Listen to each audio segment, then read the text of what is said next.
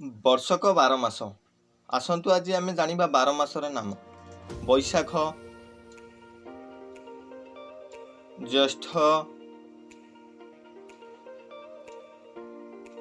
ଆଷାଢ଼, ଶ୍ରାବଣ, ଭାଦ୍ରବ, ଆଶ୍ୱିନ, Kartik, ମାର୍ଗଶିର, ପୌଷ, ମାଘ, ଫାଲ୍ଗୁନ,